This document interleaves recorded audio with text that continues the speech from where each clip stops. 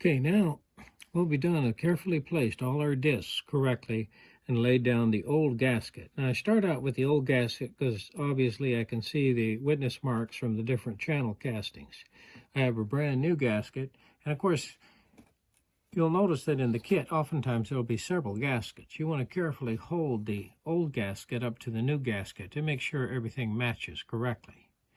Now, if for any reason they didn't give you the correct gasket, you may have to reuse the old gasket. It would not be a problem here because this gasket's in excellent condition.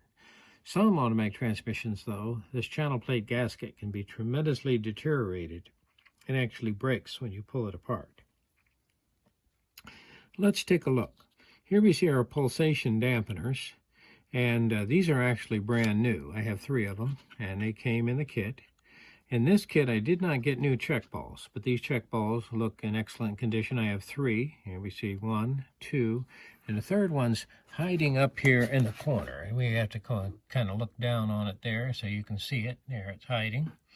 All right, let's take a look at our check valves with their orifice. Here I see a white, a white, a white, and a white. And here I have a relief valve and a filter screen. Here she is right there.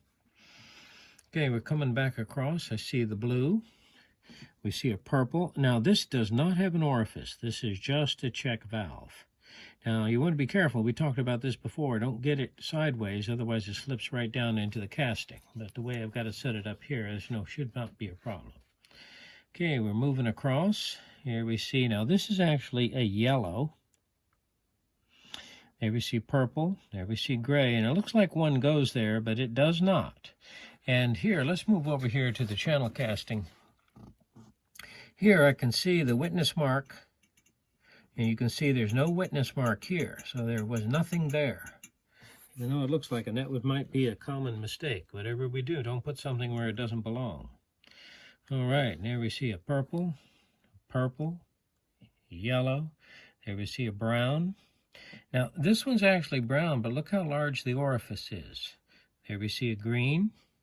Here we see one of our relief valves, and of course this goes down. The white goes towards the top here, and the black there towards the middle. They have very different springs. If you look, the tension of the spring is very different. And there we see a brown with a large orifice. Now, unfortunately, here on the manual that I had available to us, what happened is that I have a very nice illustration, but even though it's marked a 5HP19FL, which is exactly what I'm working on, it doesn't exactly match the valve body that I'm working on. So what I needed to do is very carefully note what I have. So quite a bit of difference here between this illustration and what we have here before us. I noticed that in my kit I actually had 2 separator plate gaskets. So obviously there is a variation there between the 5HP-FL units. And it's possible that what they're showing us here is this is the 5HP-FLA, even though they're not denoting it, which is going to maybe be a little bit different, not for sure, because that would be the all-wheel drive variation.